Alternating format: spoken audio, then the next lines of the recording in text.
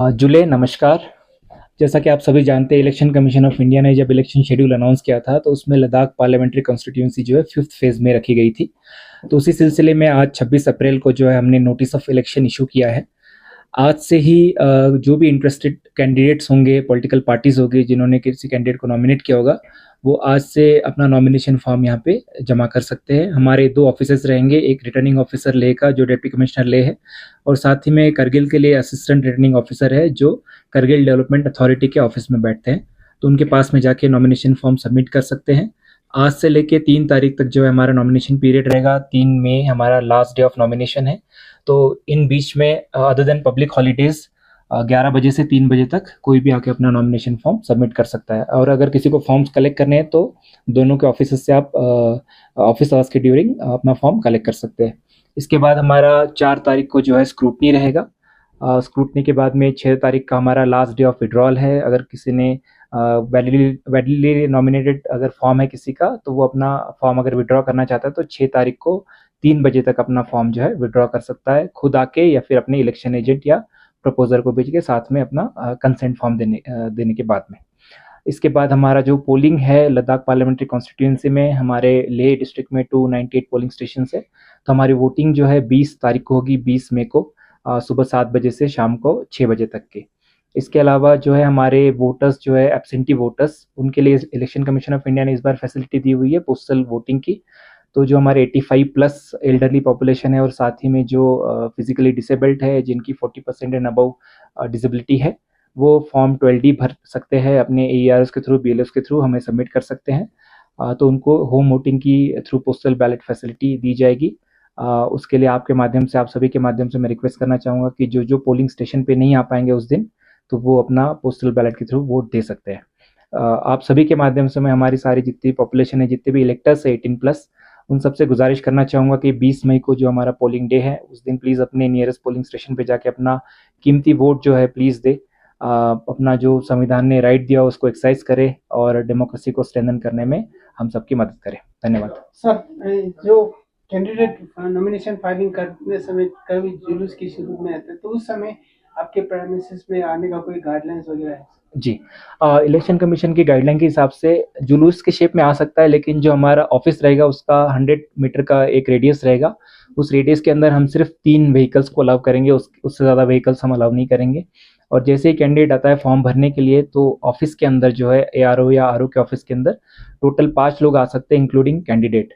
तो कैंडिडेट और उसके साथ 4 लोग आ सकते हैं, जो भी प्रपोजर रहेंगे या उसका इलेक्शन एजेंट रहेगा वो लोग अंदर आ सकते हैं। तो टोटल 5 लोग आएंगे और प्रीमाइसिस में जो है सिर्फ 3 व्हीकल्स अलाउड रहेगी।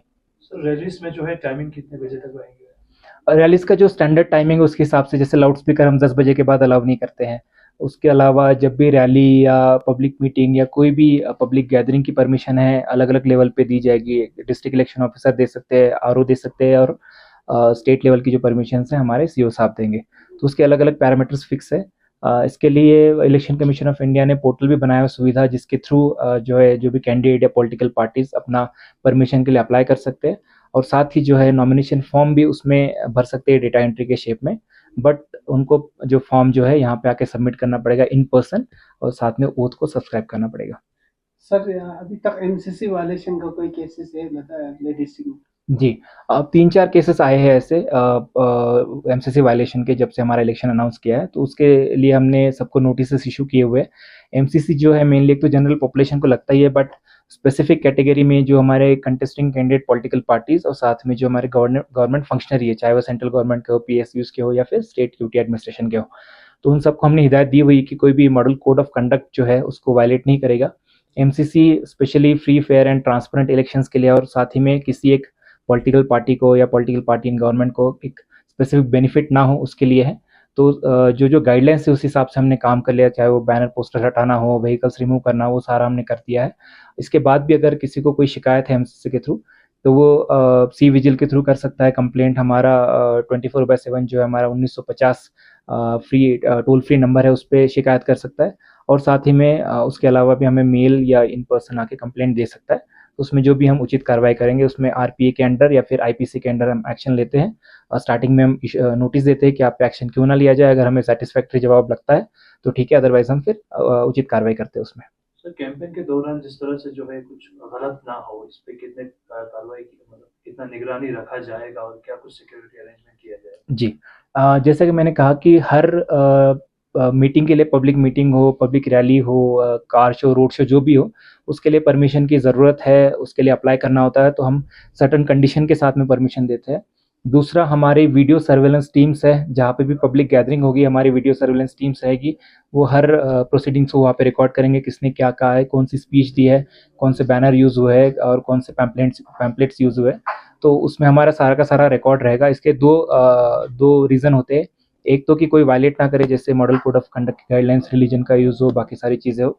और दूसरा हम देखते हैं कि एक्सपेंडिचर मॉनिटरिंग। तो हमने जो अलग अलग रेट्स फिक्स किए हैं आर्टिकल्स के, तो उसके हिसाब से हम चेक करते हैं कि कितना एक्सपेंडिचर बुक हुआ है, और हमारा एक शैडो एक्सपेंडिचर रजिस्टर होता है, सो दैट जो कैंडिडेट है अपना लिमिट जो दिया हुआ है इलेक्शन कमीशन है वो एक्सीड ना कर पाए।